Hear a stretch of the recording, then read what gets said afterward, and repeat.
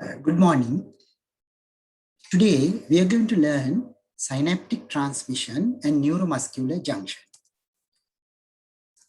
What is a synapse? Synapse is a gap between two neurons. In this slide, you will see two neurons and the gap here is a synapse. It is more commonly chemical. Rarely, you could see electrical synapses with gap junctions, which are posed as shown in the electron micrograph constructed of connexin proteins. Now, this is again two neurons, this first neuron, and then this is the synapse, and this is the second neuron. There are three important structures in a synapse: presynaptic membrane, synaptic cleft, and the postsynaptic membrane. So the basic structure of a synapse, you have a presynaptic membrane. Now, this is the first neuron. End of the first neuron is the presynaptic membrane. It contains neurotransmitter vesicles. The common neurotransmitter is acetylcholine. Vesicles are present in the presynaptic membrane. Then you have the gap here, which is known as synaptic cleft. Then the second neuron is known as the postsynaptic membrane, and it contains receptors for the neurotransmitter.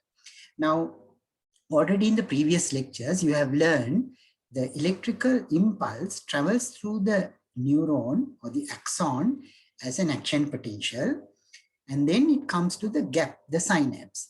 In the gap, a neurotransmitter is necessary to transmit this message. There are different types of synapses. Now here, I have shown you several types of synapses, one-to-one neuron. Here there are many branches and many-to-many. And here, different one. And here many neurons converge on one neuron. We classify different types of synapses. Now we use the term axon is axon, and the dendrite are the dendrites. So axodendritic synapse is the synapse between axon and a dendrite. Axon is the long fiber and dendrite is the short fibers in the, these are different fibers in the neuron. This is the most common one, axodendritic. So the presynaptic membrane is axon, postsynaptic membrane is dendrite, and the axon terminal branch is the presynaptic membrane, and the axon terminal branch, presynaptic element, synapse on a dendrite. Another type of synapse is axosomatic synapse. Somatic here means the cell body here. So axon ending on a cell body. Axon terminal branch, synapses on a soma or cell body. Then you have axonic synapse. There is an axon ending on another axon. Axon terminal branch, synapses on another axon terminal branch, which is known as a presynaptic inhibition here. Then rarely you can even have dendrodendritic synapse. That is one dendrite synapsing on another dendrite. So different types of synapses are present. Now, if you enlarge this, look at this in detail, the presynaptic enlargement, the presynaptic membrane, when it comes close to the synapse, enlarges. Different names are given. It is called a bouton, a varicosity, or an in-plate. I think in histology, you will learn this in detail. It contains synaptic vesicles. Now, this is the important structure inside the presynaptic membrane, which contain the neurotransmitter, the chemical inside this vesicle. They are very tiny, 20 nanometers in diameter. Pre and postsynaptic plasma membranes are separated by a synaptic cleft, the gap, again 20 nanometers wide. The cleft contains glycoprotein linking material and is surrounded by glial cell processes. These are the cells which supplies nutrition to the neurons, astrocytes and other cells. Now, the presynaptic membrane, already I have mentioned that presynaptic membrane is the first part of the, so generally synapse has a presynaptic membrane, the synaptic cleft or a gap, and the postsynaptic membrane. Presynaptic membrane contains voltage-gated calcium channels. Now, the opening of these voltage-gated calcium channels is the switch which opens up the synaptic activity. Once these voltage-gated calcium channels open up, calcium influx occurs. Calcium comes into the presynaptic membrane and neurotransmitter molecules are released in proportion to the amount of calcium influx, in turn proportional to the amount of presynaptic membrane depolarization. So the presynaptic membrane depolarizes and that changes voltage, and then the voltage-gated calcium channels open up, then the calcium comes in and the calcium will cause a neurotransmitter release. Now in the resting state, the presynaptic membrane has a resting membrane potential. When an action potential arrives at the end of the axon, the adjacent presynaptic membrane is depolarized. Already I mentioned this. Voltage-gated calcium channels open and allow calcium influx driven by calcium gradient. Elevated calcium activates. Now another important structural elements are there inside this presynaptic membrane known as synaptic proteins. I will show you a picture later.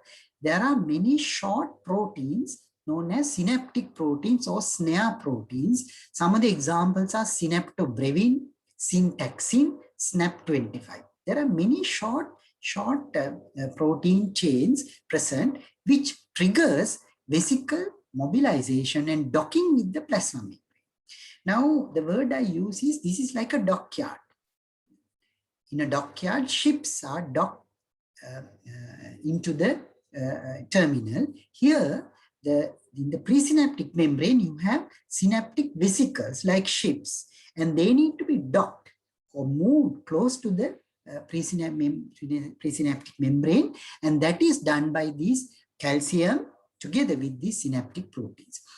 Then the vesicles fuse with the presynaptic plasma membrane and release neurotransmitter molecules about 5,000 per vesicle by exocytosis. Neurotransmitter molecules diffuse across the cleft and bind with the postsynaptic receptor proteins. Now, postsynaptic membrane contains the receptor for the neurotransmitter. The neurotransmitter, commonly the acetylcholine, there are many other neurotransmitters, which is when it is released to the synaptic cleft or the gap, it goes into the postsynaptic membrane, and in the postsynaptic membrane, you get receptors waiting for this neurotransmitter to bind. Once it binds, many things happen, which I will explain in the few slides. Neurotransmitter molecules, once its action is over, that is, it binds to the receptor and actually causes a depolarization, then they are eliminated from synaptic clefts via pinocytotic uptake by presynaptic or glial processes and no via enzymatic degradation at the postsynaptic membrane. You do not allow the neurotransmitter to continuously bind to the receptor. Once its action is over, it should be removed by many processes, by enzymatic degradation or taking back, or many processes, and the molecules are recycled. Subsequently, presynaptic plasma membrane repolarizes. Now, this is the electrical chemical event that happens during synaptic transmission. Now, because of this detailed electrochemical activities, action potential, which comes through the axon or the dendrite or the nerve membrane, passes from the presynaptic neuron to the postsynaptic neuron. Now, generally we know, although an axon conducts both ways, conduction through synapse is one way. Now, that is from the presynaptic membrane across the synaptic cleft or gap to the postsynaptic membrane. A neuron receives more than 10,000 synapses. Don't think always it is one neuron to one neuron. Some synapses, many neurons, thousands of presynaptic neurons will converge on one neuron. So postsynaptic activity is an integrated function. Again, let me explain in future slides. Now, what are neurotransmitters? Now, we have learned the electrical message, the action potential, which travels through the neuron, when it passes across the synapse, becomes a chemical messenger. And neurotransmitter is the chemical messenger. So this is why we say the basis of nerve conduction is electrochemical, action potentials and neurotransmitters. So what are neurotransmitters? They are chemicals that facilitate signal transmission across the synapse. neurotransmitters are released on the presynaptic side and bind to receptors on the postsynaptic side. Now, this is a typical picture. There can be exceptions, which we will explain in future slides, future lectures. Earliest neurotransmitter discovered was acetylcholine. So therefore, that is the typical neurotransmitter that we always learn. And the next part of the next part of the lecture is on neuromuscular junction, where acetylcholine plays an important role. But don't think acetylcholine is the most important or most abundant neurotransmitter. It is not so. There are many neurotransmitters, hundreds and hundreds of neurotransmitters in the human brain and the nervous system. They are divided chemically. I think in biochemistry lectures, you will learn in much more details. They can be divided functionally, they can be divided structurally, and so on. Chemically, if you divide, there are amines like norepinephrine, epinephrine, dopamine, serotonin, histamine. Those are amines. And there are amino acids like GABA, gamma-amino butyric acid, or glycine, glutamate, aspartate. There are peptides like beta-endorphin, enkephalins, dynorphin. Then there are others like acetylcholine, nitric oxide, and so on.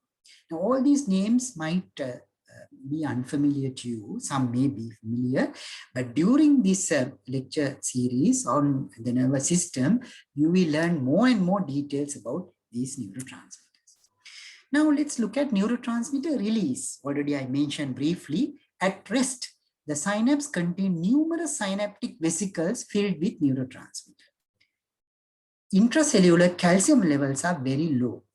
Arrival of an action potential causes opening of voltage-gated calcium channels. Calcium enters the synapse. Calcium triggers exocytosis. So the process of neurotransmitter release is exocytosis. That is, the vesicle which contains neurotransmitter comes close to the presynaptic membrane, and then it is exocytosed and release the neurotransmitter. And the vesicles are recycled by endocytosis. Once the action is over, neurotransmitter is broken down. For instance, acetylcholine is broken down into choline and acetyl-CoA, and then it is taken up back and recycled. Now, let's look at the other side of the synapse. Now, again, let me remind you, there are three important areas in the synapse: presynaptic membrane, synaptic cleft or the gap, and the postsynaptic membrane. Now, let's now look at the postsynaptic membrane. Now, it contains receptor. Receptor is a protein. It is a protein with binding sites for the neurotransmitter. So, neurotransmitters have receptors on the postsynaptic membrane. Now, again, I am introducing this completely new to you. Therefore, this is a typical picture. However, there are exceptions. There can be receptors present in the presynaptic membrane also, right? We will learn these things later. But generally, the receptors are located in the postsynaptic membrane. Once released, the neurotransmitter molecules diffuse across the synaptic cleft. When they arrive at the postsynaptic membrane, they bind to the neurotransmitter receptors. There are two major classes of receptors. One is called ionotropic receptor. The other one is called metabotropic receptors. Now let's look at these two in detail. What are ionotropic receptors? Now look at this slide. This is the postsynaptic membrane, and this is the receptor protein. It's a large protein sitting there with binding sites. And it has an ion channel also. So this binding site, the green, here this is the neurotransmitter, the green color, one is the neurotransmitter, and the receptor contain binding site for the neurotransmitter. Now this is the receptor before it is bound to the neurotransmitter. Here, that neurotransmitter comes and binds. In this case, two binding sites. It may vary. It can be one binding site, four binding sites, and it depends on different neurotransmitter. Once it binds, the receptor starts activating, and it opens up an ion channel here. It opens up an ion channel, and these are the ions. It could be any ion. I'll talk about that. And the ion, once the ion channel opens up, ions goes in. And the ions can have a positive charge or a negative charge. If a positive charge ion goes in, it causes depolarization. Already you have learned that if a negative charged ion goes in, it causes hyperpolarization. So this is why it is called ionotropic receptor. This is ion channel opening receptor which opens up an ion channel, and these are called ionotropic receptors. So let's now read this text. Neurotransmitter molecule binds to the receptor. You will see here, this is the neurotransmitter binding here, causes a ligand-gated ion channel to open up. There are many different types of ion channels. Already we said voltage-gated ion channel. In the presynaptic membrane, you get voltage-gated calcium ion channel. So similar ion channel, but it is governed by voltage change, the depolarization which opens up. Here, it is ligand-gated. Ligand here means a chemical. We could even say chemical-gated ion channel. What is the chemical? Neurotransmitter. So when the chemical is not there, the channel is closed. When the chemical comes in, channel opens. This is like the lock and key concept, that you put a key and open a gate or a door. Similarly, the key is like the neurotransmitter. So once the ligand-gated ion channel open up, it can become permeable to different ions in different neurotransmitters. Could be different ions. Could be sodium channels opening, potassium opening channels, or chloride channels. And accordingly, you can get a depolarization. For instance, if it is a ligand-gated sodium channel, sodium is positively charged. A positive charge coming in will cause excitation or depolarization. Potassium is also positive, but however, the potassium goes out. I think from your basics, you will know potassium concentration is high inside than outside. Therefore, when the potassium channels open up, potassium goes out. When a positive charge ion goes out, it causes hyperpolarization and inhibition. Chloride is a negative charge ion, and the chloride concentration is increased outside. When a chloride channels open up, a negative charge ion coming in will cause hyperpolarization. So depending on which ion goes in which direction, the neurotransmitter could cause in the postsynaptic membrane either an excitation or an inhibition. Now, these ionotropic receptors are quick action, short lasting, because once the ion flows across the channel and the neurotransmitter is removed, once the neurotransmitter is removed by the various other processes, the channel closes. So it is a quick, if you want quick action, ionotropic receptors are present. Let's go back to the previous slide. This is about ionotropic receptors where the neurotransmitter binding will cause opening of an ion channel. The other type of receptors are called metabotropic receptors. There you get several metabolic reactions happen when the neurotransmitter binds. Now this is some detailed picture of a metabotropic receptor. Now here you will see it's a bit more complex, and this is the receptor protein, which is actually G protein coupled receptor. Now this is the G protein. I think biochemistry lectures, you will learn much more details here. And again, this is the neurotransmitter, the green color neurotransmitter, and this is the binding site. So the receptor is a big protein sitting on the postsynaptic membrane, waiting for the neurotransmitter to come. Once the neurotransmitter comes and bind, it is a G protein coupled receptor. There are many subproteins. G protein is activated. So number one is neurotransmitter binds. Once it binds, the G protein is activated. So there is no immediate ion channel opening here. Once the G protein is activated, many intracellular metabolic reactions occur. Many G protein subunits or intracellular messengers modulate ion channels. So this alpha protein, alpha subunit could activate some other proteins. There could be second messengers, intracellular messengers, calcium can be activated, cyclic AMP can be activated. Many things happen here, and amongst which even an ion channel opening can happen. So even in metabotropic receptors, secondarily, an opening of ion channel can happen, but it is not directly and simply only ion channel opening. It has many metabolic reactions, and one of them could be an opening of ion channel where the ion will pass across. So let us read this text again. Neurotransmitter in the metabotropic receptors attaches to a G protein coupled receptors, biochemically GPCR, which are slower, longer lasting and diverse postsynaptic effects. Now, if you want quick action from a neurotransmitter, we employ ionotropic receptors. If you want longer activity, now later on in the third semester, we will learn how memory happens. For instance, in the human brain, how we remember things. I'm sure at least some of the things from this lecture you have to remember. So you have to remember for quite a long time. And there, the metabotropic receptors are important because these can have a longer lasting action. Metabolic reactions can go on and can have longer activity, a slower activity, and diverse activity. Diverse postsynaptic activity. As you can see, it's just a diagrammatic view here. They can have effects that change an entire cell's metabolism. It can even change the genetic material. It activates enzymes that trigger internal metabolic change inside the cell. Thus, they are called metabotropic receptors. They can activate cyclic AMP. I'm sure in biochemistry, I learned cyclic AMP can have many other reactions. They can activate cellular genes, forms more receptor protein, so they can upregulate receptors. So one binding of a neurotransmitter can cause many activity. Later on, can have more receptors being formed. They can activate protein kinases, decreases the number of proteins, sometimes open up ion channels also.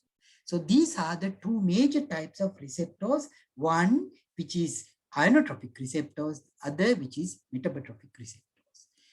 Now, whichever receptor is activated, one of the major mechanism is opening of an ion channel. We have learned that so far. And when an ion channel open up, generally it is either a sodium channel, potassium channel, or a chloride channel. And when an ion channel opens, you should know your basics, which direction the ion flows. What is whether the ion is positive or negatively charged, and which direction it flows. Based on that, you can work out whether it causes excitation, depolarization and excitation, or hyperpolarization and inhibition. Those two are the two processes. Depending on that, the neurotransmitter can be an excitatory neurotransmitter or inhibitory neurotransmitter. So you have excitatory neurotransmitters, inhibitory neurotransmitters. Let me give you an example, like the neuromuscular junction that we are going to learn the second half of this lecture is, supposing I want to do a hand grip. Now I want to contract this muscle. Now, in order to contract the muscle, a nerve comes close to the muscle here, the hand muscle, and there's a synapse or a modified synapse, a neuromuscular junction. Acetylcholine is secreted and it goes and binds to the muscle membrane, which is like the postsynaptic membrane, opens up a sodium channel, causes a excitation and causes a contraction. Now, take for instance heart. Now, heart is slows down by vagus nerve. Now, if you want to slow down, you causes hyperpolarization, inhibition of the heart rate. So it could be excitatory inhibition. Now, let us look at how could excitation happens. Already I mentioned sodium influx causes accumulation of positive charges causing excitation. So if the ion channel opening is sodium channel opening, sodium is increased outside than inside, therefore there will be a sodium influx causes excitation. Or decreased potassium influx. Now potassium is a positive ion, however its concentration is increased inside than outside. Therefore, if a potassium channels open up, it causes potassium efflux, so going out, and that will cause a negativity. So decreased potassium efflux will cause excitation, or decreased chloride influx will cause excitation. And various internal changes can cause excitation of the cell by increasing excitatory receptors, decreasing inhibitory receptors. How could you get inhibition? Is by opening of potassium channels or opening of chloride channels. So, and activation of receptor enzymes to inhibit metabolic function. So, it is not only ion channels, the second messenger system, the metabolic processes can be excited, it can be inhibited, right? So, there can be inhibitory enzymes which will inhibit metabolic functions and decreases inhibitory receptors or decreases excitatory receptors. So, in summary, at least for the ions, remember, sodium influx causes excitation, depolarization, excitation. Potassium efflux causes hyperpolarization and inhibition. Chloride influx causes hyperpolarization and inhibition. Now, depending on what ion channel opens up, whether you get excitation or inhibition, or what metabolic reaction happens, finally you get two types of postsynaptic potentials. What is called postsynaptic potential that happens in the postsynaptic membrane. Now again, going back to basics, let me remind you, in the axon, the electrical message, the message came as action potential, so depolarization. In the presynaptic membrane, it is converted into neurotransmitter release, right? Acetylcholine, whatever neurotransmitter release. In the postsynaptic membrane, initially, you cannot cause an action potential directly. Before the action potential, you get what is known as a postsynaptic potential. Now, normally in the basic physiology, you have learned action potential follows all or none law. Either it happens or it does not happen. There is a threshold. Beyond the threshold, you get action potential. Postsynaptic potential is not an action potential. Postsynaptic potential is a graded one. Depending on how much excitation happens, you can get excitatory postsynaptic potential in the postsynaptic membrane. See, in the postsynaptic membrane, you get receptors now. So the neurotransmitter comes and binds to the receptors. Depending on how many receptors are activated, you get so much of ions going in. And depending on that, you get either a very small or a slightly moderate postsynaptic potential. Once it reaches the threshold in the next nerve membrane or muscle membrane, you get the action potential. So to complete this picture, action potential comes, then calcium channel opens up, neurotransmitter release, postsynaptic potential coming to the threshold, and in fact, there will be a sodium channel opening, and then action potential. So from the first neuron action potential to the second neuron action potential, there are many events. So the postsynaptic potential can be excitatory, known as EPSP, or could be inhibitory, known as IPSP. So this postsynaptic activity is not a one-to-one activity all the time. Now in the neuromuscular junction, nerve to muscle, one-to-one. But in the human brain, inside the central nervous system, there is what is known as synaptic integration. On average, each neuron in the brain receives about 10,000 synaptic connections from other neurons. So the postsynaptic neuron can have many connections.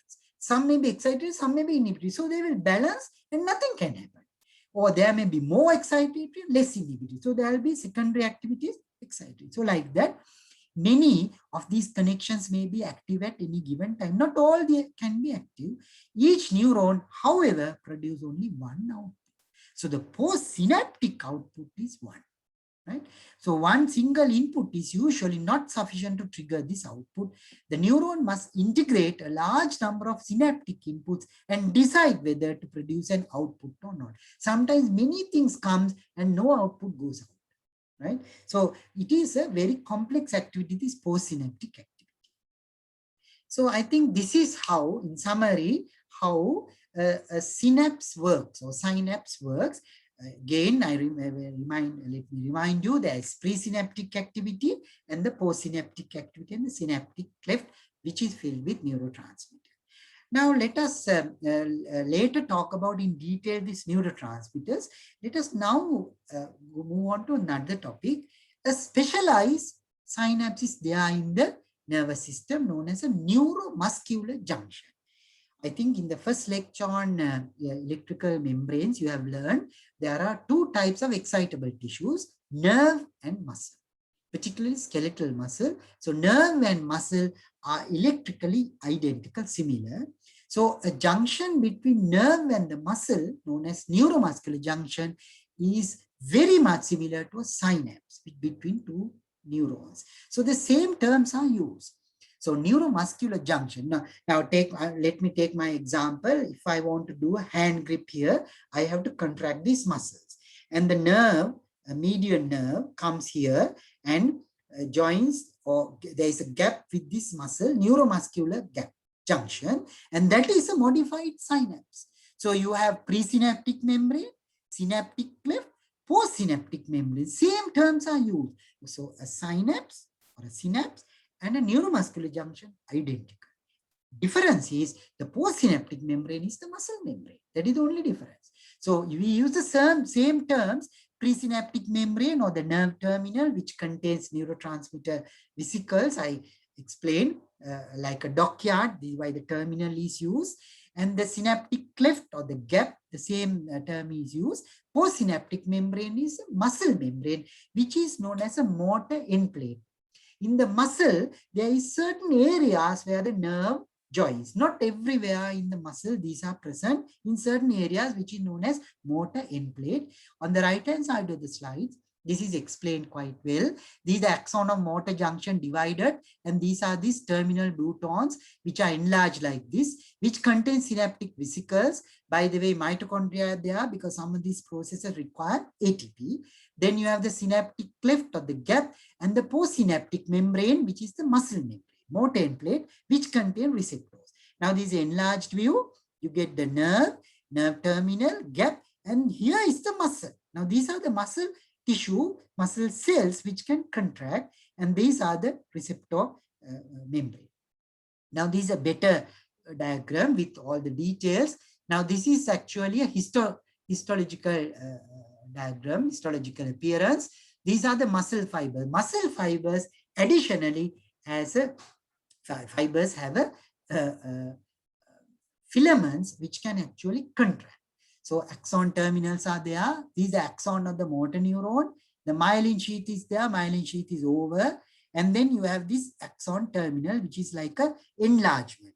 In the synapse, presynaptic membrane, we learn the term bouton or a enlargement. And this is the enlargement, which contain, these are the vesicles. These are the bags or the, I gave the example of like in the dockyard, you get ships containing neurotransmitters, and you have a calcium channel. Even in the neuromuscular junction, the switching on of the neuromuscular junction, the event is opening of calcium channels. So once is the voltage gated calcium channel, when it is open up, calcium comes in. So the calcium influx is the first process that opens up either a synapse or a neuromuscular junction, and then you have the neurotransmitter release. Of course, you have synaptic proteins here, which are not drawn in here, which are important, and then they are released into the synaptic cleft or synaptic gap, and in the postsynaptic membrane, you get the receptors. And these are the receptors. So plasma membrane of the muscle fiber, these are muscle fiber, and you get, and here, another difference with synapses, in the synapse, the neurotransmitter could vary. We have learned it could be acetylcholine, it could be glutamate, it could be GABA, it could be dopamine. In the neuromuscular junction, the neurotransmitter is always acetylcholine. And these are acetylcholine receptors, and then of course, the other events happen. Now, let's learn in detail about this neuromuscular junction. First, the presynaptic membrane. It is called a bouton or end feet or synaptic knobs because it is enlarged. The presynaptic terminal is always enlarged to accommodate large number of vesicles. You have to accommodate. So this terminal has synaptic vesicles which contain neurotransmitters and mitochondria. Why mitochondria? You require ATP for many of these processes like exocytosis. These are energy-driven processes. Mitochondria is present inside the presynaptic terminal, and these are the vesicles or the ships or the in the dockyard or bags containing neurotransmitter. In this instance, acetylcholine. And presynaptic membrane contain voltage-gated calcium channels. The quantity of neurotransmitter release, that is quantity of acetylcholine release, is proportional to the number of calcium entering the terminal. And calcium ion binds to the protein molecules on the inner surface of the synaptic membrane called release sites. These are the synaptic proteins. These are very important nowadays. I'll talk about the clinical importance later. And neurotransmitter binds to these sites and exocytosis occurs. So it's similar to the synaptic activity. Neuromuscular junction and a synapse is not different. Let us now look at one by one. This is the presynaptic terminal, and these are the mitochondria. These are the synaptic vesicles, and these are calcium channel. These are synaptic gap, a cleft or a gap, and the postsynaptic membrane. In this case, it is the motor end plate or the muscle membrane, which contain acetylcholine receptors. And what happens in the first event is the action potential comes to the nerve. So I want to contract my hand muscles here. So at rest, nothing comes in. Now I will think I want to contract, and action potential comes through the median nerve, comes to the neuromuscular junctions. What is the first event that it causes? It opens up voltage-gated calcium channels. So remember, that is the first event that switches on a synapse or a neuromuscular junction. Now, clinically, this is very important, because if you block this channel, the channels can be blocked. No, if you block this channel, you can actually paralyze the neuromuscular junction, or you can block the neuromuscular junction, or for that matter, even a synapse.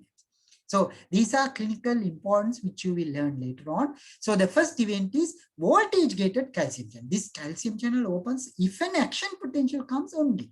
It is voltage-gated. Once it opens up, calcium starts coming in. And when calcium starts coming in, you have, here I have drawn, these are the synaptic proteins. These are the synaptic proteins. So it is like a dockyard, right? Like a dockyard, Colombo dockyard, right? Where there are ships close to in the dock, but they have to be physically brought close to the presynaptic membrane. That is done by these synaptic proteins together with calcium. Calcium activate them, and these proteins will bind to the, stick to the one end of these vesicles, and they are physically brought close to the membrane. And then with the calcium and the ATP and so on, exocytosis happens. And with the exocytosis, the acetylcholine is released to the synaptic cleft. It goes and binds to the acetylcholine receptors present on the postsynaptic membrane, and postsynaptic activity happens, which we will discuss in the next slide, which is actually opening of, and here it is an ionotropic receptor which opens up a sodium channel. We'll discuss next. Once that job is over, you have acetylcholine destroying enzyme, cholinesterase, acetylcholinesterase. I think in biochemistry you learn in great detail. Acetylcholinesterase is an enzyme which is present in the synaptic cleft. Once the acetylcholine activity is over, the esterase comes and cleaves or destroys the acetylcholine into acetyl-CoA and choline, and it is recycled back into the terminal. Now, this is the process that happens. So, with the help of calcium entering the presynaptic terminal, docking of acetylcholine vesicles occur. This is a summary. Docking, it's actually physical docking. The acetylcholine vesicle need to be physically moved in, and vesicles move toward and interact with membrane of presynaptic terminal. This can be done only with proteins. So there are many proteins necessary for this purpose. Short proteins, they are known as SNAA proteins. We generally call them synaptic proteins. SNAA meaning soluble NSF attachment protein receptor proteins. There are three types known: syntaxin, synaptobrevin, SNAP25. Why these are important is, I'll give you some clinical importance so that you will remember. There is a toxin called botulinum toxin. Have you heard of botulism? One of the very powerful neurotoxin, which causes diarrhea and even death sometimes. So botulism, it's a food poisoning. Once it happens, the botulinum toxin enters into the nerve terminal and cleaves or damages these proteins. They cleave or break, like the word used is cleave, like a scissor. The botulinum toxin enter into the presynaptic terminal and cut. The word used is cleave, cleave the synaptic protein, so that the proteins will not be inactive. They will be inactive, so the vesicles cannot be docked. Therefore, the neuromuscular junction will be paralyzed, and there will be a lot of effect that happens. Even tetanus toxin causes cleavage of synaptobrevin, and botulinum toxin cleaves all three SNAA proteins. These are some of the clinical importance I just want to mention. Later on, you will learn these things in more detail. Now, let's look at acetylcholine release. At average human end plate, now why I use the term end plate is motor end plate. Now motor end plate is in neuromuscular junction only, right? The postsynaptic membrane is there in any synapse. So average human motor end plate contains 15 to 40 million acetylcholine receptors. Each nerve impulse releases 60 acetylcholine vesicles. Each vesicle contains about 10,000 molecules of acetylcholine. Acetylcholine is released in conta, small packets. So if you have a little amount of acetylcholine, neuromuscular junction will function less. It's more, it will be more. Once it comes to threshold only, it causes a full contraction. Now let's talk about the acetylcholine receptor in the neuromuscular junction, in the motor end plate. Now this is the shape of a receptor. Now by now you know receptor is a big protein. Now this is the postsynaptic membrane. You have a protein sitting here, and it has many binding sites, right? And here postsynaptic membrane contain a nicotinic acetylcholine receptor. Now I introduced the word nicotinic because there are two types of acetylcholine receptors, nicotinic, the other one is muscarinic. They are not present in the neuromuscular junction, they are present elsewhere. So the type of acetylcholine receptor present in the neuromuscular junction is known as nicotinic receptor, and it has binding site. See, there is one binding site for acetylcholine, another binding site for acetylcholine, and it has sodium channel opening. So acetylcholine open, sodium channel. So this obviously is an ionotropic receptor. Quick action, opens up a sodium channel, causes a depolarization. Sodium, now go back to your basics. Sodium is a positive ion, high concentration outside, there will be sodium influx coming in, and a positive ion coming in will cause depolarization, and subsequent action potential in the, so initially this causes a postsynaptic potential, which is not an action potential. It's not all low, none low. Initially you get a postsynaptic potential, and if the postsynaptic potential is enough to come into the threshold, an action potential will ensue. So this receptor contains several subunits, 2 alpha, 1 beta, 1 gamma, and 1 delta. Acetylcholine binds to alpha subunits. Sodium channels open up. Sodium. So what is the type of sodium channel here? It is ligand-gated sodium channel. Why? It is opened by acetylcholine, not by voltage. This is a ligand-gated sodium channel, opens up, sodium influx occurs, end plate potential happens. So in the postsynaptic membrane, the first electrical activity that happens is not an action potential. It is an end plate potential, which could be a excitatory end plate potential or inhibitory. Here it is a excitatory end plate potential, and this is a graded potential. Once this reaches the threshold level, action potential is generated at the postsynaptic membrane. Sodium influx causes depolarization in the membrane, causes EPP or end plate potential. This is a graded potential to differentiate from a all low, none low. It is graded, means it is not all low, none low. If you have a little amount of acetylcholine receptors active and little amount of sodium comes, a little amount of EPP happens. More amount of acetylcholine binds, more sodium comes, a higher EPP happens. When a large amount of acetylcholine binds, large amount of sodium comes, EPP comes to the threshold level, then the next activity is action potential. So this is a graded potential. Once this reaches the threshold level, action potential is generated at the postsynaptic membrane. Now at rest also, this end plate potential is not passive.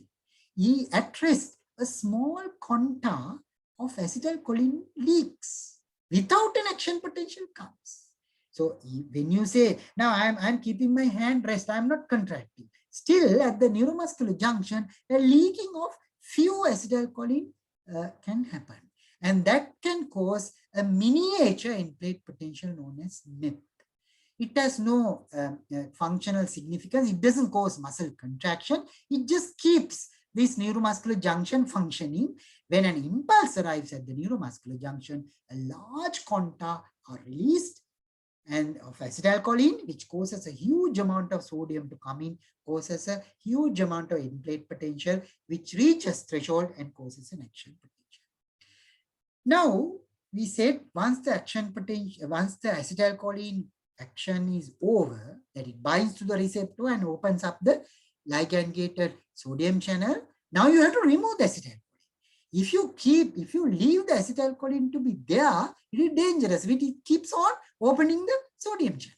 Therefore, you have to remove acetylcholine once its action is over.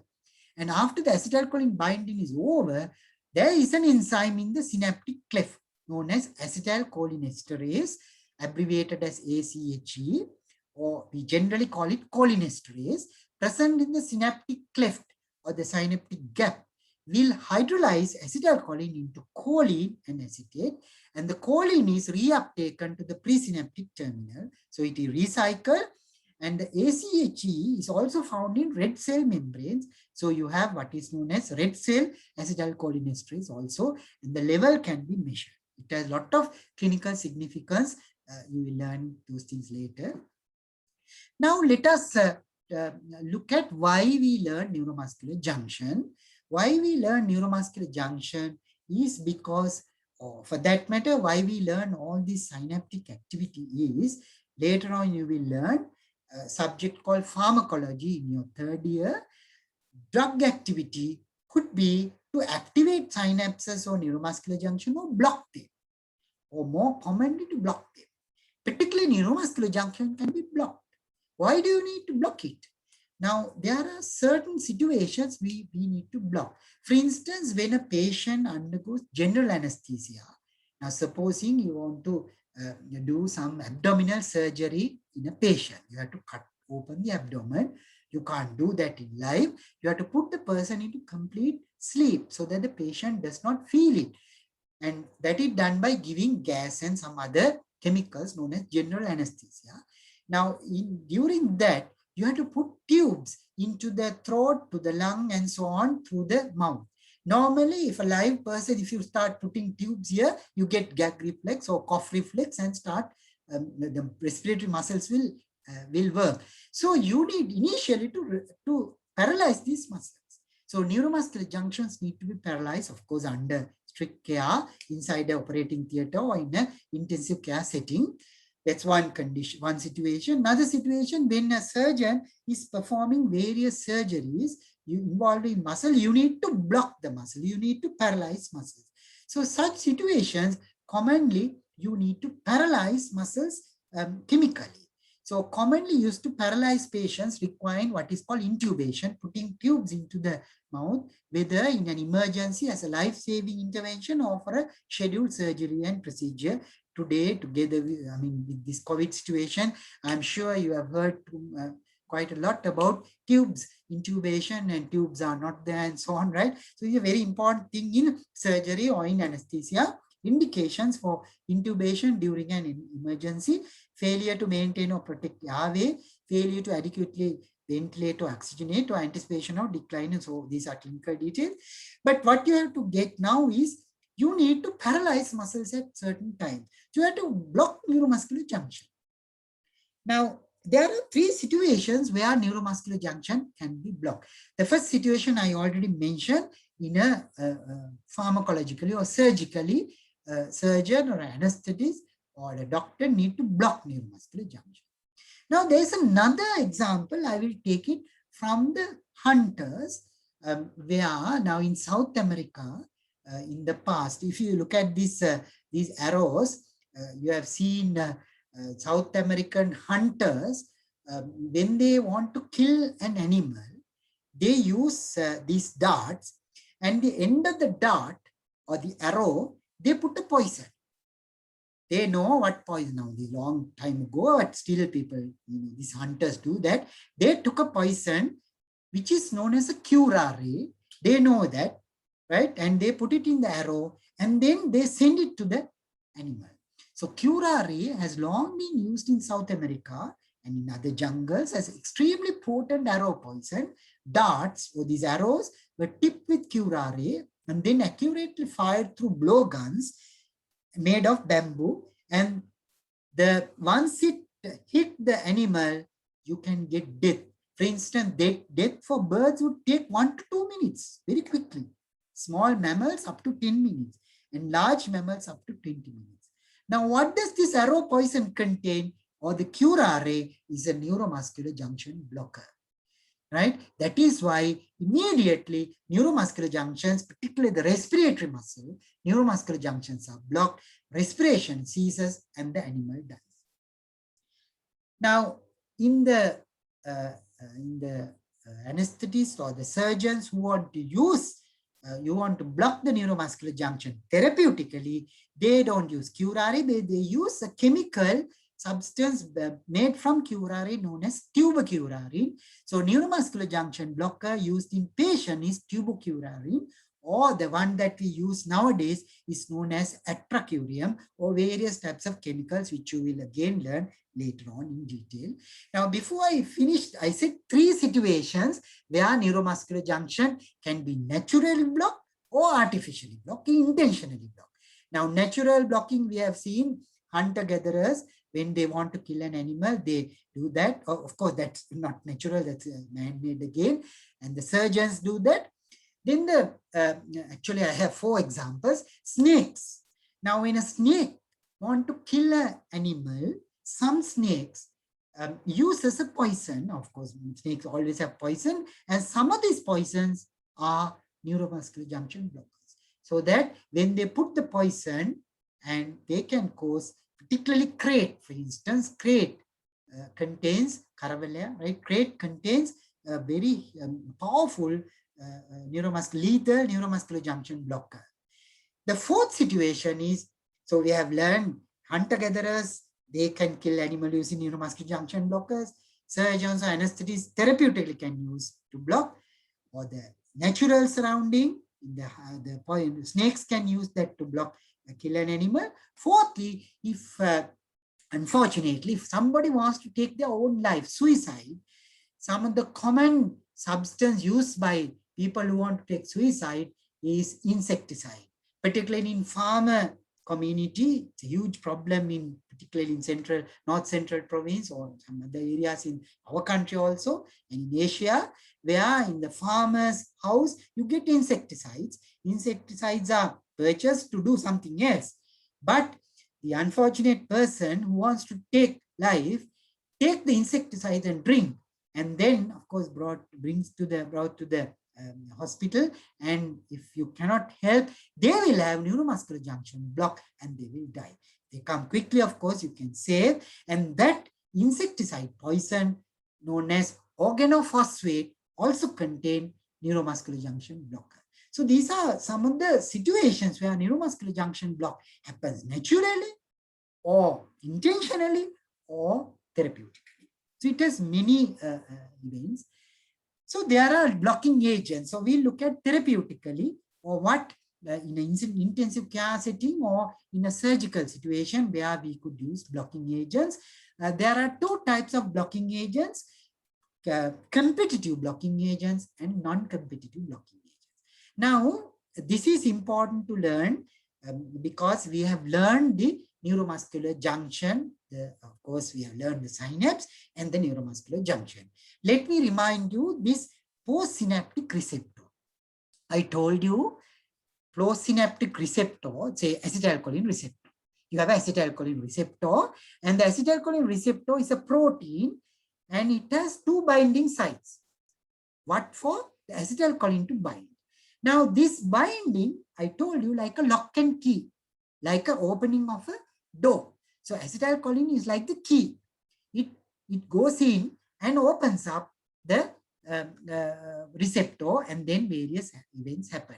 This opening can be blocked by competitively or non-competitively. Competitively is first type of neuromuscular junction blockers, like curare. Already I mentioned curare is the natural neuromuscular junction blocking substance, or atracurium is the chemical. Some more complex chemicals that are used in surgeons or anesthetists are like rocuronium or vencuronium. They are competitive blocking. Now, competitive meaning curare physically is similar to acetylcholine, physically. Now, the best example is like a lock and key, right? Like the key. Now, you have a key to open a door, no? So the key is acetylcholine. You have curare physically exactly like acetylcholine. So if you have lot of curare here, it will replace acetylcholine and bind to the door, but it can't open because chemically it is not a ligand. It is not a choline. It is not acetylcholine. Therefore, if you have too much of curare, now if you have acetylcholine on the one hand, on the other hand you have curare or any of these competitive blocking agent. If you have too much of curare, it will replace acetylcholine and go into the keyhole and binds there. So acetylcholine, this competitive blocking agents is competitive. Why? It acts by competing with acetylcholine for the acetylcholine receptor, because the reason is physically they are similar. Physically they are similar. It is like you have the key, somebody who want to do a theft will make a fake key, right? But it's not exactly the key. You can put it there, but you can't open it. But of course, you can block it. So similarly, it binds to acetylcholine receptors and block it. But it can't open it. It can't open the ligand-gated sodium channel. So therefore, there's no depolarization. It prevents acetylcholine from attaching to its receptors. It can prevent the real key coming in. Therefore, there's no depolarization. And this is called neuromuscular junction blocker, which has a late onset prolonged action, because this will take some time. It has to remove the acetylcholine, replace it, and block it. Now, if you increase acetylcholine level, now this is a competition between acetylcholine and the competitive blocking agent. Now, supposing you increase acetylcholine level, then acetylcholine can replace the fake key and then open it. So acetylcholine can compete with this blocking agent, and it can overcome the So the effect of a competitive blocking agent can be overcome by excess acetylcholine. So how can you increase acetylcholine level? You destroy the enzyme which destroys acetylcholine. Now, cholinesterase, acetylcholinesterase is the enzyme which destroys acetylcholine. No? Now you have what is known as anticholinesterase. Anticholinesterase is a chemical compound which destroys acetylcholine. Which destroys cholinesterase. Now, once the enzyme cholinesterase is destroyed, acetylcholine level will increase, and that can reverse the action of competitive blocking agent. So, competitive blocking agent, when it is given, you can cause neuromuscular junction block, so that you can do whatever procedure. Once the procedure is over, you need to reverse the action. You give an anticholinesterase so that acetylcholine level will be increased, so that you can reverse the action. Now, there are other types of neuromuscular junction blockers known as depolarizing blocking agent or non-competitive blocking agent or a chemical type of blocking agent. Now, the first type are physical type. The second type is a chemical type. Again, we go back to this lock and key concept. We have a key, right? Now, now sometimes you have electrical doors, electrical keys, right? Which are not physical keys, right? Now, this non-competitive blocking agent is a depolarizing blocking agent. It is actually succinylcholine. You have another chemical known as a succinylcholine. It is choline. So it's a chemical, right? So it's a chemical, therefore it can work like a ligand. It can open up a ligand-gated sodium channel. But once it binds to the receptor, you can't remove it. Why? It is not a physical blocking, it's a chemical. So it is called non-competitive blocker, or you can even call it a chemical blocking. So the example is succinylcholine. It is non-competitive, chemically act like acetylcholine, because acetylcholine, succinylcholine, right? It binds to the Morton plate, and then it is a chemical. It is a ligand. Therefore, it can bind to the receptor, and it can actually open up sodium channel. And it can cause sodium influx, and it can cause a muscle contraction initially, right? So this blocking agent, once it is given, you get a patient, initially you get a muscle spasm. But this chemical is not removable. Therefore, it keeps on opening the sodium channel. It keeps on opening the sodium channel, and later on, there will be inactivation of sodium channel, and thus it causes a chemical paralysis. So persistent depolarization leads to a block. It's a bit of a paradoxical situation. It initially causes a depolarization. Continuous depolarization causes a block due to inactivation of sodium channels, and acetylcholine cannot compete with this is called depolarizing blockers. It depolarizes and it blocks. Only one depolarization and blocks. And succinylcholine has a quick action. It's a chemical, no? It's a very quick action within 1 minute or so, and it can last for about 12 minutes. And generally, the action cannot be reversed because it's a chemical binding unless you stop giving succinylcholine, so the level goes down. Or of course, there is a substance called pseudocholinesterase, which is which can be produced in liver, which can later come and remove it, but not easy to reverse this block. So therefore, you have two types of neuromuscular junction blockers. One type which is a competitive type, physical type, non-depolarizing type. The example is curare or atracurium and so on, which can be reversed by increasing acetylcholine level. How can you reverse it? By giving anticholinesterases. Then you have other type of neuromuscular junction blocking agents, which are chemical, which are ligand, which are succinylcholine. And succinylcholine is just like acetylcholine, opens up sodium channel, but it continues to open up, you can't remove it. Therefore, it paralyzes the neuromuscular junction. Now, what about anticholinesterases? Now, and we just mentioned about anticholinesterases. Now, anticholinesterase, I will now jump and comes to the last line of this slide. I already mentioned the fourth example of neuromuscular junction blocking is unfortunate patients, people who take their life, suicide by taking organophosphate. And what does organophosphate contain? Anticholinesterases. Organophosphate contain ACHE, which is anticholinesterase. Insecticides, which contain organophosphates, contain anticholinesterase. Therefore, we have to learn what is the action of giving anticholinesterases. Once you give anticholinesterase, now listen carefully.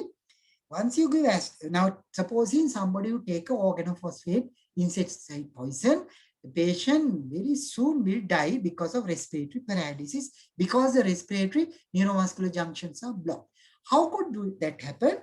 Because organophosphate contain anticholinesterase, which will destroy cholinesterase enzyme. It will bind to the acetylcholinesterase and destroy it. Therefore, acetylcholine level tend to go up. Naturally, acetylcholine level will go up, and then nobody to remove acetylcholine. When the acetylcholine level increases, accumulates to a huge amount, that can cause something like a depolarizing blocking. Because acetylcholine initially will cause, I said at the beginning or the middle of the lecture, once the acetylcholine binds and open up channel and perform its action, it need to be removed.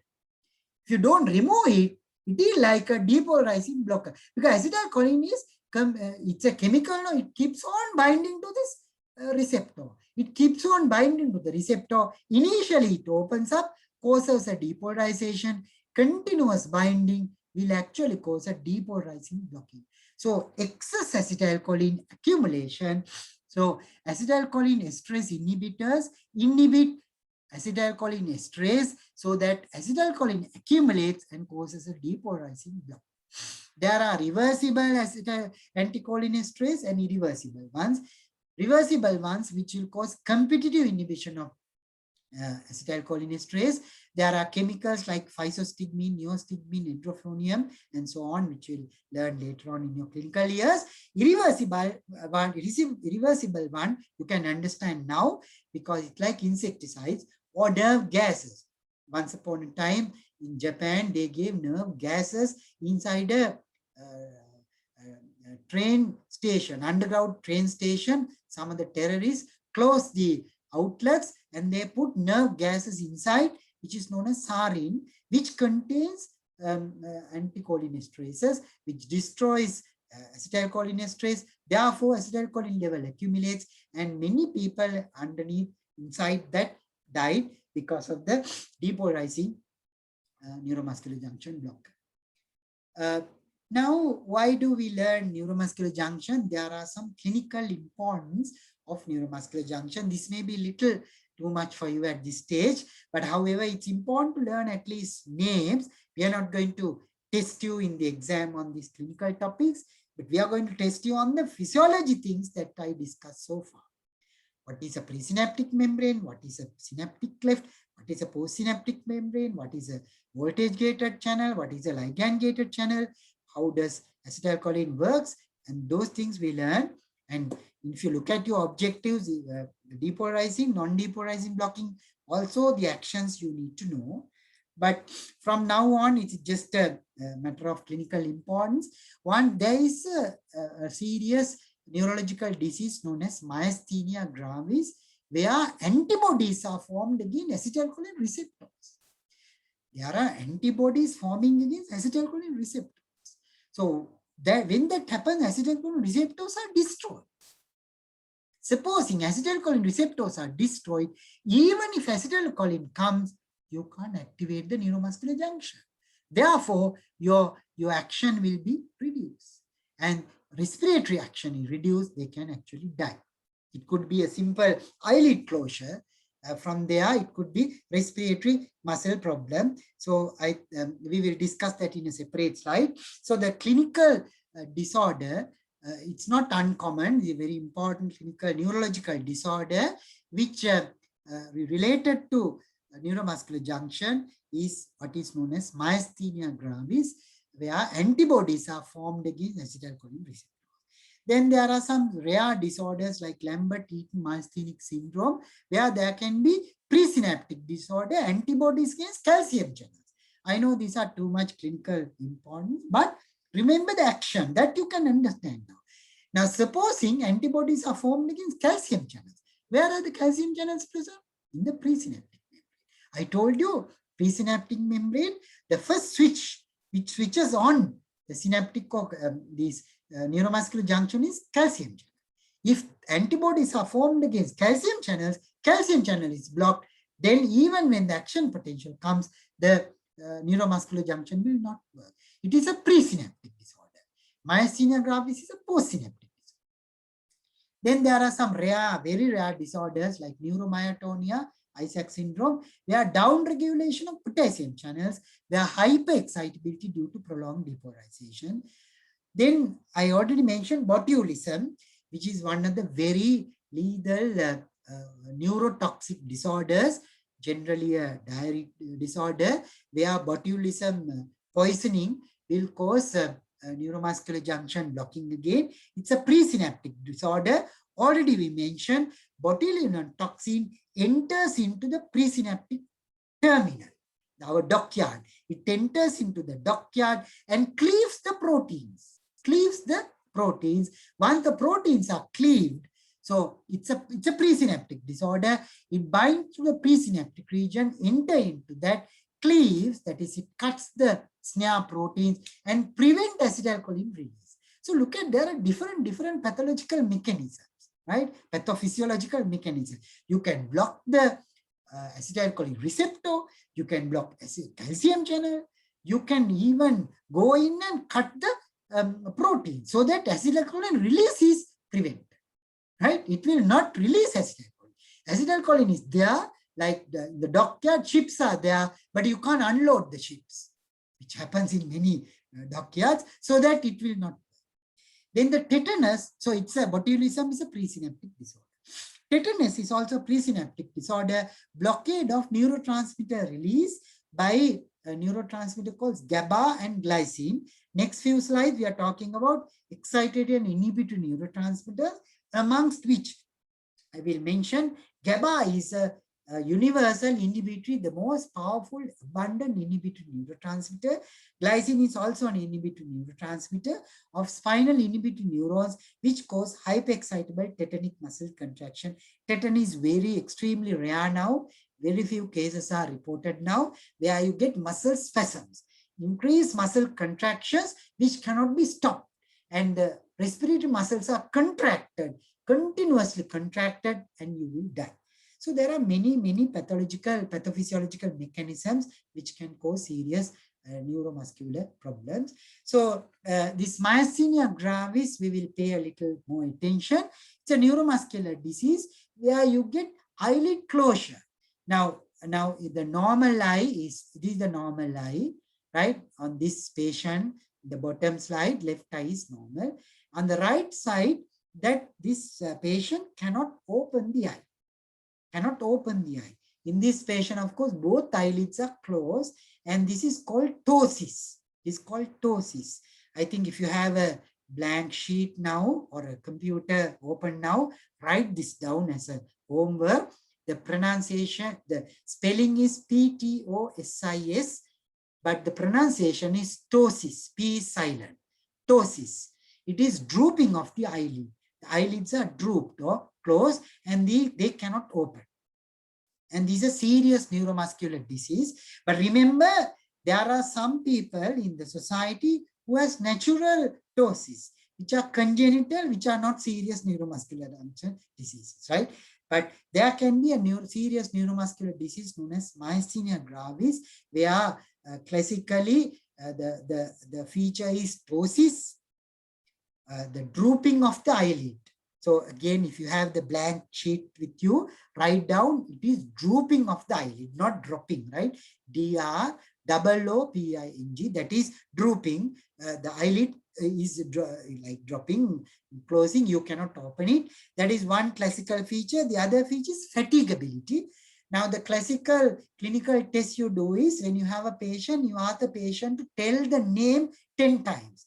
First time he can say, second, third, fourth, fifth, sixth, seventh, then he can't continue to say. Or it's say 1, 2, 3, 4, 5, 6, repeated thing, you get fatigability. When you ask the patient, now say a farmer, what is your problem? The patient might say, in the morning I can do physical work, but toward late in the evening I find difficult.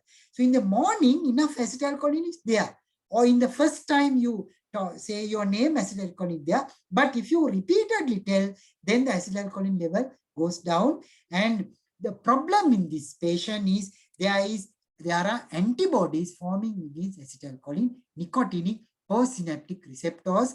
Therefore, initially you have enough acetylcholine, but if you repeatedly use some activity like a speech difficulty, fatigability, or respiratory difficulty, the patient will find difficult to breathe or to say something or to do some work, and therefore they will have problems. And the characteristic pattern of progressively reduced muscle strength. Initially, the muscle strength is very powerful, but repeated use of the muscle, the recovery of muscle strength. So after a period of rest, they can work again. They will say, I rest for some time, then I can start my work again. So here what happens, you replenish the acetylcholine, you can start again. But after some time, the acetylcholine is not enough. You have enough acetylcholine, but the receptors are being destroyed by these antibodies. And what is the treatment? One of the classical treatment is cholinesterase inhibitors. Now you can understand from your physiology. If you inhibit cholinesterase enzyme, you can increase the acetylcholine level. And when you increase acetylcholine level, the remaining receptors, you can somehow, it's not complete cure, but somehow patient become better. Now, why I mention these clinical things? Because the mechanism is physiological or pathophysiological, where you can understand. Now, I think we have discussed about at length the synapse, the three structures: presynaptic membrane, synaptic cleft and postsynaptic membrane, the receptor and the neurotransmitter. Then we deviate slightly and mention the very important modified synapse, which is known as neuromuscular junction, which has a nerve membrane, a synaptic cleft, and a muscle membrane or end plate membrane or motor membrane, which contain receptor, which has acetylcholine receptor. Very important, you can clinically block it.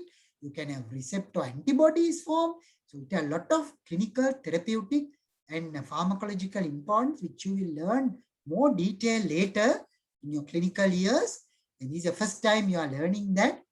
Now we'll come back to these neurotransmitters. To complete this lecture, I will have few slides on the important neurotransmitters that you have to know, because some are inotropic, some are metabolic.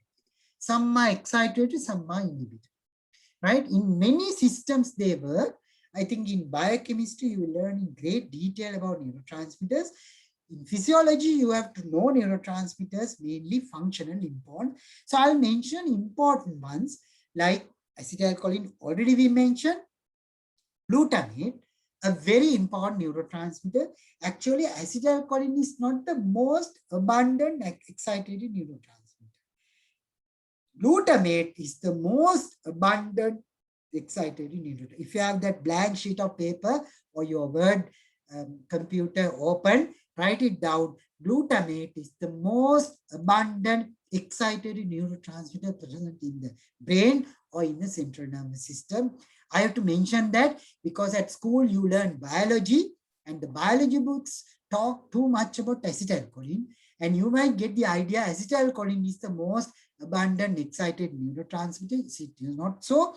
Acetylcholine can be inhibited neurotransmitter. For instance, in the heart, heart is slowed down by the vagus nerve, parasympathetic activity, and the acetylcholine uses a different receptor called a muscarinic receptor and blocks the heart. Therefore, acetylcholine can be excited or inhibitory.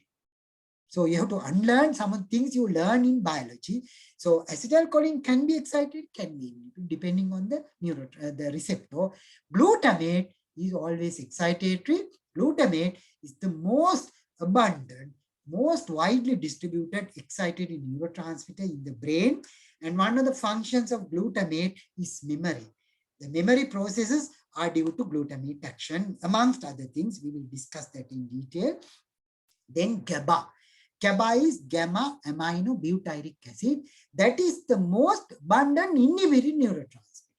If you have that piece of paper open still, write down GABA is the most abundant inhibitory neurotransmitter present in the brain or in the nervous system. It is always inhibitory. One of the classical functions of the GABA is sleep. Sleep.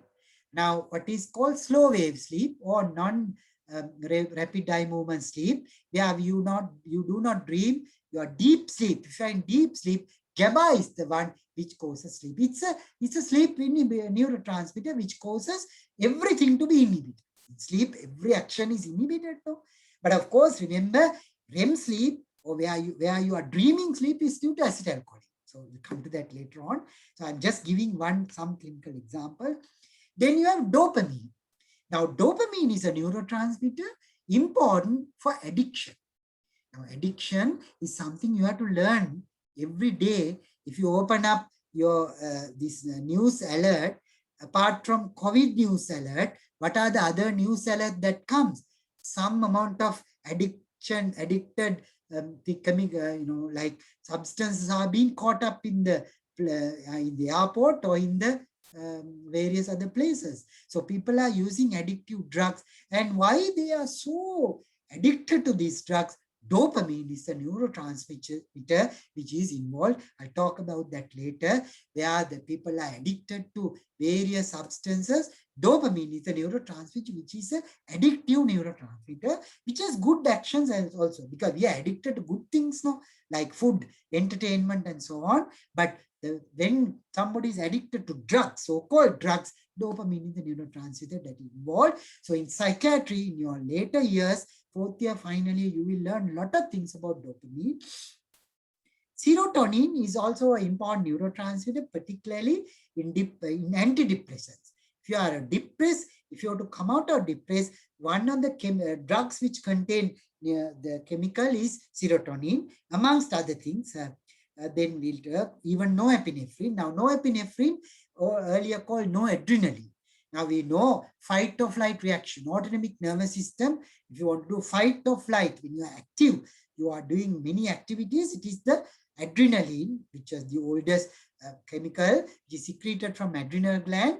But the chemical widely distributed is noradrenaline, but the newer term is norepinephrine. So better to learn the word norepinephrine. It's a neurotransmitter. Some of the hormones and neurotransmitters have some kind of an overlap. This could be a hormone, this could be a neurotransmitter. Opioids are opium, which is a drug, like dopamine, drug, which is an addictive drug. But in pain pathway, during pain killing substances, analgesics contain opioids, which is also neurotransmitter. Glycine is another inhibit neurotransmitter present in the spinal cord. These are some of the major neurotransmitters, but there are hundreds and hundreds of neurotransmitters we have to learn. So next few slides, I will talk little detail about these neurotransmitters, that there's no other place which we learn them. Some of them may be a little bit too much for you, but some of them are basics from the neurochemistry and neurophysiology. So we first start with acetylcholine. It is the earliest neurotransmitter discovered. It is present, already we learned, it is present in neuromuscular junction, skeletal muscle contraction, it is excitatory. Neuromuscular junction, it is excitatory, and it has a nicotinic receptor. It is nicotinic receptor, and it has an ionotropic receptor. Now you know these terms: ionotropic, nicotinic, excitatory neurotransmitter. But acetylcholine can be inhibited in the heart. In the heart, it is muscarinic receptor, and it can be inhibitory. And in the autonomic ganglia, when you learn autonomic nervous system, you have sympathetic ganglia, parasympathetic ganglia. There also you get acetylcholine, which is autonomic ganglia. Then in the adrenal medulla, acetylcholine is a neurotransmitter. Here, where acetylcholine is a neurotransmitter. In the parasympathetic post-ganglionic nerve ending, it is a neurotransmitter. Here it's a using muscarinic receptor. Then in the central pathways in the brain, neocortex, hippocampus, brain areas where emotions, memories happens. So cognitive processes, higher functions, memory, arousal, attention, acetylcholine is important. In the brain stem, I told you there are two types of sleep. Deep sleep, you are not normally dreaming, that is GABA mediated sleep. Then you have REM sleep, rapid eye movement sleep, where you are known to be dreaming, and that is done mainly by acetylcholine. So it is important there also. Then large pyramidal cells of the motor cortex, then in areas called brainstem. There are two types of receptors: nicotinic receptors, where nicotine is the main ligand for these receptors, like autonomic ganglia or neuromuscular junction. We have already mentioned they are ionotropic receptors with sodium influx. I'm sure if you have listened to the lecture by now, you will learn these things. You will remember this. Muscarinic receptor is a parasympathetic terminal. They have different subtypes of receptors also. So you have neurotransmitters, you have different receptors, completely different, excitatory or inhibitory. And sometimes the receptor also can have different types: M1, M2, M3, M4, M5. Now, if you are reading a book, you have to read the most recent edition of Genome. It will add the most recent in discovery of the receptor. So the muscarinic receptors can be metabotropic. The generally nicotinic receptor is ionotropic. By now you know what it is. So metabotropic receptors are using G protein, second messenger, cyclic AMP, potassium channel opening. If potassium channel opens, then it's inhibitory. If sodium channel opens, it is excitatory. I have already mentioned those things. Then we come to the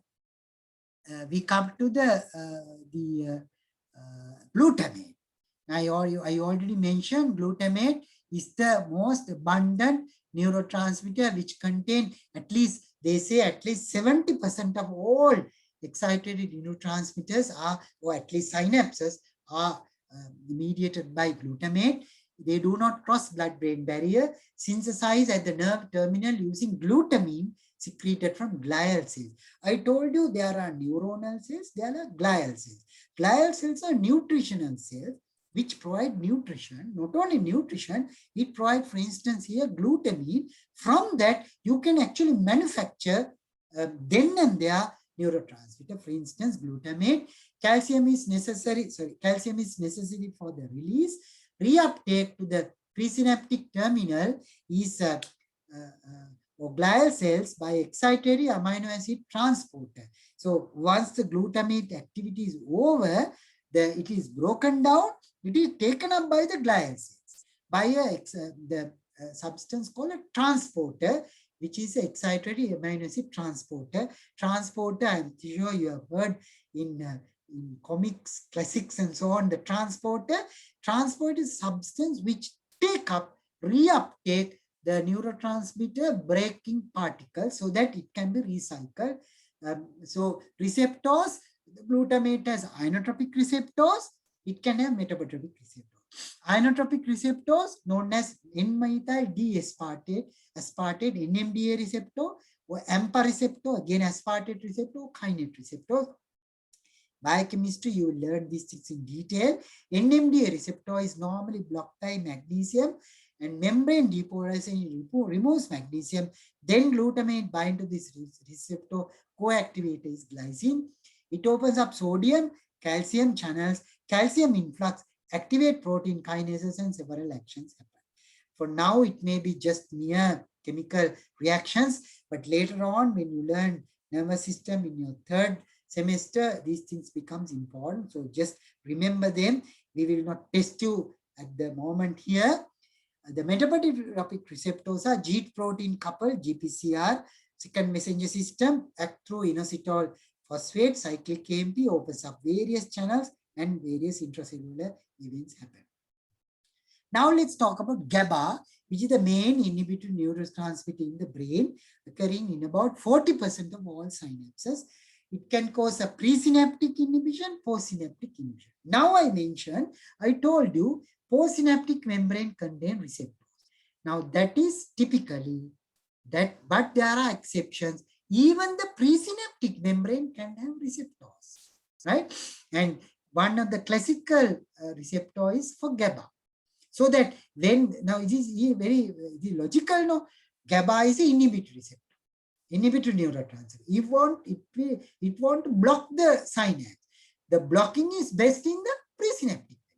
You can't wait until everything happens at the postsynaptic and block. No, see, it's better you block at the presynaptic.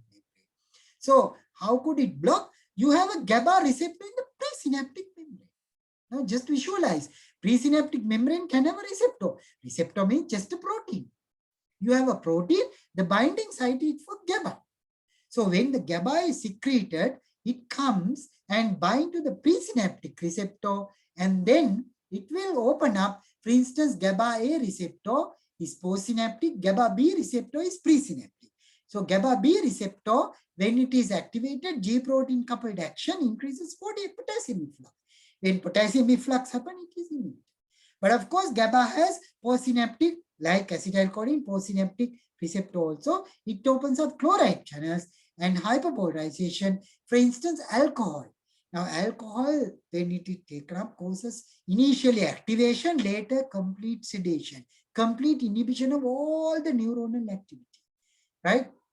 Or barbiturates, or benzodiazepines like diazepam. People take sleeping tablets, right? Common sleeping tablet, diazepam. What do they contain? They contain substances, or they activate GABA receptors. So particularly GABA A receptor, which opens up chloride channel. Already we mentioned sodium channels in the acetylcholine receptor, potassium channels here, chloride channel. When chloride channels open up, chloride comes in. Chloride is a negative ion, and chloride concentration is more outside, less inside. A negative ion coming in will cause hyperpolarization and inhibition, and all the functions are inhibited. So that is how you take like alcohol or anti-epileptics or sleeping tablets, you will get sedation. Increased GABA activity causes sedative effect. Main neurotransmitter which produces deep sleep, slow wave sleep, and GABA decreases all other neurotransmitters which are causing excitation in the brain, like serotonergic, noradrenergic, cholinergic, histaminergic. Serotonin, noradrenaline, acetylcholine, histamine causes excitation in the brain. When we are excited, now I am active, I am talking to this lecture. I hope at home you are listening to my lecture and you are also active. If you are not sleeping, then your serotonin level, noradrenaline level, acetylcholine level, histamine level must be high. Now, supposing one of you at home just switch on the internet and sleeping, your GABA level is more. So GABA decreases these, and it is secreted by neurons originating in various parts of the brain, which I won't go into detail. Now, dopamine. Now, dopamine is an amine. It is present in several important areas and pathways in the brain involved in reward pathway. Now we have a natural reward pathway. Generally, we require reward. In psychiatry, we learn these things in detail. The human brain or human is also like an animal. No? An animal require reward. There are three things which are good things for reward: food, entertainment, and sexual activity. Those are the things which we require reward. Take, for instance, food. When you have food that we really like, we go again for that food, right? If you like, say, some food that has tasty, like chicken fried rice or something which has a tasty appetite, you require to get it again and again. Why? The brain has a reward pathway and you need to stimulate that. Entertainment, music, you're listening to various entertainment, of course, you go into gambling or anything, and sexual activities. These are the three natural reward systems in the brain, taking from animals and human brain also. And we have a reward pathway. It's called ventral tegmental area in the brain, which activate nucleus accumbens of basal forebrain, which activate prefrontal cortex, limbic system. All these are too much for you, just remember. But by the third semester comes, we will learn these things in detail. They will cause natural reward system. They are important in reward behavior. But when you go on too much of reward, you go into addiction. So people who are addicted to drugs, right? To drugs, like the last part of this slide, cocaine or methamphetamine, known as ice, right? People, it's very small amount, no? Very you look at any TV channel, you will see large amount of, or small amounts, few grams or micrograms are caught up, and what do they do? We will first look at cocaine or methamphetamine or opioids, opium like substances, heroin similar to opioid, or cannabis or marijuana, or nicotine like a cigarette. You get nicotine. These are drug addiction.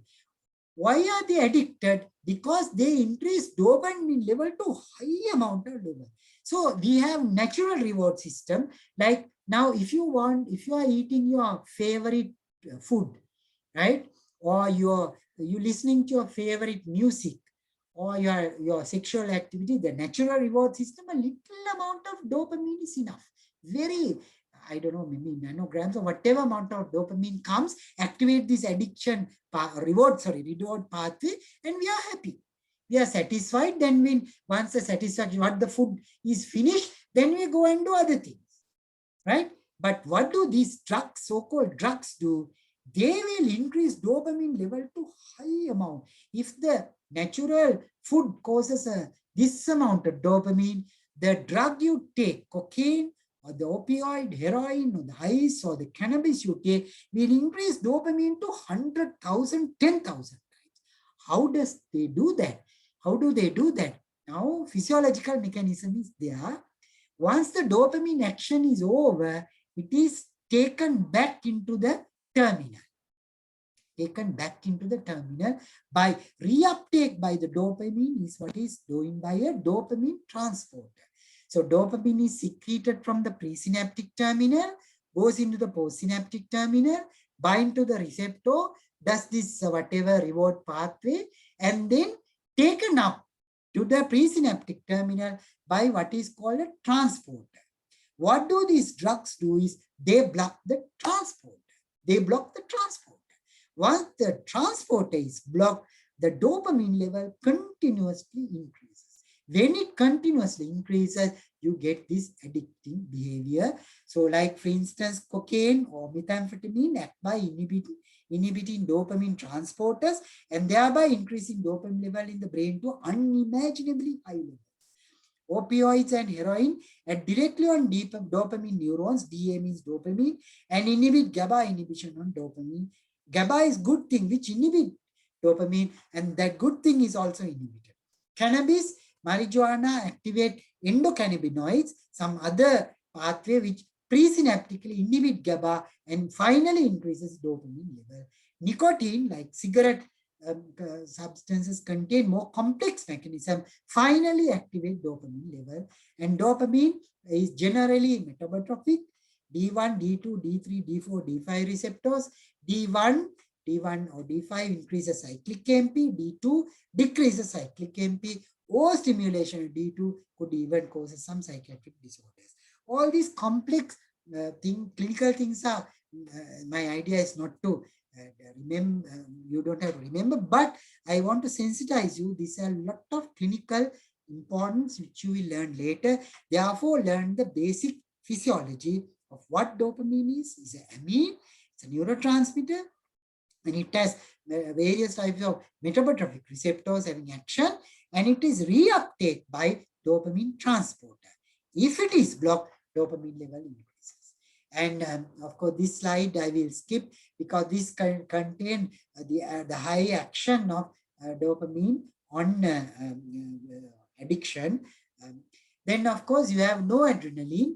Noradrenaline is present in autonomic neurons, and it's a noradrenaline transporter, the noradrenaline reuptake pump located in presynaptic noradrenaline nerve terminals, and it is metabolized by a substance called monoamine oxidase, and the monoamine oxidase inhibitors are used as antidepressants, and noradrenaline increase blood pressure and heart rate. Fight or flight reaction, no adrenaline, noradrenaline, norepinephrine, and it has receptors like alpha receptors, beta receptors, alpha 1 receptors, alpha 2 receptors, beta 1 receptors, beta 2 receptors, beta 3 receptors. Look at the most recent edition of Genome. It will give you all the new receptors. They could be metabotrophic receptors coupled with G protein coupled, second messenger system, cyclic AMP, calcium and protein kinase, with norepinephrine having a greater affinity for alpha receptors, epinephrine having greater affinity for beta receptors. And there are various brain also. It's not only autonomic nervous system, even in the brain, norepinephrine is present. Beta 1 receptors are present in the heart. Beta 2 receptors are present in the bronchial muscles, blood vessels. Therefore, it causes bronchodilation and vasodilatation. Beta 3 present in adipose tissue. They play a role in consolidation memory. So, again, it's a crowded slide with a lot of comprehensive action. What is important for you is to look at what we learned from today's basics, that is presynaptic terminal, postsynaptic terminal, receptors, types of receptors, metabolic receptors, and the action. And then you have opioids. Opioids are peptides. They are large peptides originally known to be similar to morphine. You have beta endorphin, enkephalin, and dynorphin. They are present in pain pathway. So pain activation, pain inhibition. We have our natural pain inhibitory substances, and they also have different receptors, mu, kappa, and delta receptors. They are metabotrophic, GPCR, that is G protein activated. They causes potassium channel opening. Then there are newer opioids, and so these opioid substance, just know their name. It's a neurotransmitter present naturally, and they are involved in pain inhibitory pathway. And we have an inhibitory neurotransmitter present in the spinal cord, glycine. They are also present in the retina. The action is not known. It co-activates NMDO, DA, and it can cause glutamate. Therefore, glycine is not totally inhibitory. GABA is inhibitory, glutamate is activatory. For glutamate action, glycine may be necessary. It has an ionotropic receptor which activates chloride channels. Now you know your basic chloride channel. Chloride is a negative channel, negative ion, and it is action. Its concentration is more on the outside. It comes in and causes hyperpolarization. Action of glycine is antagonized by another poison called strychnine, and strychnine poisoning causes muscle spasm, fits, convulsions, and muscle hyperactivity. Reuptake by transporter, and parallel circuits potentiate GABA inhibition. So I think we have come to the end of this lecture, where we have learned the basics of, stop recording. We have learned the basics of, from the basics of synapse, neurotransmitters, neuromuscular junction, and the clinical importance of particularly why we can block neuromuscular junctions, competitive blocking, non-competitive blocking, or in certain clinical disorders, where this neuromuscular junction or synaptic activity is important together with neurotransmitters. So I think the basic physiology is important to know, and the physical application is important to know. For clinical details, we won't ask you in detail, but it's important to sensitize. So now you can go back and read the chapter on Ganong on neurotransmitter, and all these slides are available in the Moodle under my name. The slides are there. I have stopped recording now. The lecture is recorded, and once the recording is over, I will upload it to the Moodle, so you can go through it. And I will stop sharing now. And we have few minutes if you want to ask any question. I think I may have to. Yeah, if you have any question, you can ask, or you can write in the chat box. Yeah, there are some people who have written in the chat box. I will open that if you have any question, you can write in the chat box. Yeah, I will go through. If you have question, you can unmute, and I think you can unmute or type in the chat box. Some questions. If you have any question, you can ask now.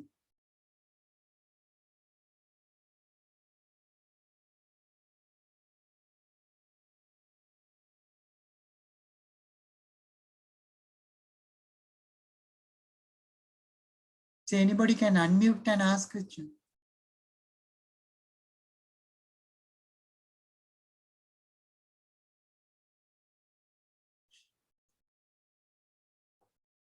Okay, there is a question. What is the importance of miniature end plate potentials? Miniature end plate potentials, I told you, now we go back to basics. Remember, if the take-home message from today's lecture is presynaptic membrane, synaptic cleft, postsynaptic membrane. Remember those three words. And presynaptic membrane contain calcium channel, voltage-gated calcium channels, acetylcholine bags or acetylcholine vesicles, snare proteins. Then the cleft contain acetylcholine cholinesterase. Then the postsynaptic membrane contain receptors. Normally, acetylcholine can leak out, one or two. When an action potential comes, thousands and thousands of acetylcholine is secreted. Now, if I do this contraction, to do the contraction, 10,000 acetylcholine molecules come. But when I am keeping at rest, the neuromuscular junction is not passive, not sleeping. It secretes or it leaks one or two acetylcholine is leaked, and this leaking can activate one or two receptors, and this receptor will open up a few voltage-gated sodium channel, few sodium influx happens, a tiny end plate potential happens, a tiny one, few microvolts, not up to the threshold, not to the threshold. So that is called miniature end plate potential, MEP. And when a nerve is stimulated, if I want to contract, a huge amount of action potential comes, large amount of acetylcholine is secreted, large number of receptors are activated, and the end plate potential is not miniature. Huge amount, it will come to the threshold and an action potential is generated. So miniature end plate importance is, if you have a lesion of the nerve, if there's a lesion, supposing the nerve is damaged completely, and there's what is called a low motor neuron lesion, and the nerve is completely damaged, then this leaking doesn't happen. Then the muscle wasting can happen. And that could be related to nothing comes out. That is the clinical importance of miniature end plate potential. Another question is, what is the effect of increased potassium concentration in the extracellular fluid in increasing excitability? Actually, this question should have been asked when somebody who did the membrane potential. However, at the neuromuscular junction, the effect is different. You are asking about the membrane. Now, in the membrane, potassium is important to cause resting membrane potential by potassium efflux. Potassium efflux, that is potassium going out. Why potassium go out? Because inside concentration is more, outside concentration is less. Now, the question you ask is, where the outside concentration is increased, then the potassium cannot go out. When the potassium cannot go out, the resting membrane potential will not go into -70, it keeps on towards positive side, and therefore there could be a depolarization in the membrane. But in the synapse, potassium concentration is important if the synaptic activity opens up a potassium channel. Otherwise, like GABA. Can you upload the PowerPoint presentation of the lecture to the Moodle, please? I have already done that. Please go to the Moodle under Y1S1, go to my name. The lecture should be there. If it is not there, please send me a text. I will give my or my email address so that or you can contact one of the 3 pre-intern doctors who will help you, Dr. Vihango Yasara, the doctor, right? Or send me an email. It's already loaded. Can the pre-interns, can you check and let me know whether it is there? Do we need to know about the accumulation of acetylcholine vesicles via hydrogen pump and acetylcholine hydrogen antipode? Well, at the moment, don't confuse yourself with these. These become more important, particularly in pharmacology. So I think we will, but remember this, the pumping and blocking the pumping mechanism is important because the transporter antipode this mechanism. This transporter is important because now all of you are looking at comics, no, cartoons of science fiction. The transporter is the word used, no. They use transporter to transport things. So the word transporters come from this actually. Because transporter is in the neuromuscular, in the synapse, transporter is a protein which removes the neurotransmitter once its action is over. If you block the transporter, the neurotransmitter action becomes more. So in pharmacology, you will learn this antipode transporter mechanism. So it's little too much for now. So we will learn those things more in the pharmacology later. Is the resting membrane, another question, is the resting membrane potential for the diffusion of potassium and sodium? Are they diffuse? Are they diffuse? Can't open this. Are they how can I open this? Okay. All right. Are they diffused through voltage gated channels or leak channels? Now remember, potassium and sodium in the membrane, resting membrane, leak through leak channel. I think in the somebody who did the lecture on membrane would have talked about. Now already we mentioned 2 types of channels. So what are the 2 types of channels? Voltage gated channels which open up due to voltage. Ligand gated channels, which is a lock and key, which opens up when there is a chemical. The 3rd type of channel is the leak channel, which is present at rest. So when the membrane is rest, you have leak channels, potassium leak channels, sodium leak channels. For some reason unknown to us, potassium leak channels leak too much, 200 times more than the sodium leak channels. That is why the resting membrane potential, leaking of potassium is very important than leaking of sodium. So sodium and potassium diffusing through at resting membrane potential, causing resting membrane through leak channels, not through voltage gated channels. In the reaction potential, voltage gated channels comes, right? Okay, I hope that's the answer given. Okay, another long question. You mentioned that there are acetylcholine esterase in RBC. Does that mean that there are many junctions between neurons and RBC, or does that acetylcholine esterase have any other function that are not related to neuro? Remember, I mentioned that not because RBC has nothing to do with neuromuscular junction. This is because now it's like this, no. I mentioned 2 types of blockers. What are the 2 types? The competitive blockers, non-competitive blockers. Competitive blocker is curare, which is a physical blocking. And how could you reverse that? By destroying cholinesterase enzyme, so the plasma cholinesterase enzyme, so that acetylcholine level increases and will replace curare. Is that clear? I hope that's clear. The other type of blocking agent is chemical blocking, which is succinylcholine. Now, succinylcholine is a chemical blocking. it goes into the neuromuscular junction receptor, chemically activate the acetylcholine receptor, once causes depolarization, and then continuous chemical attachment will cause blocking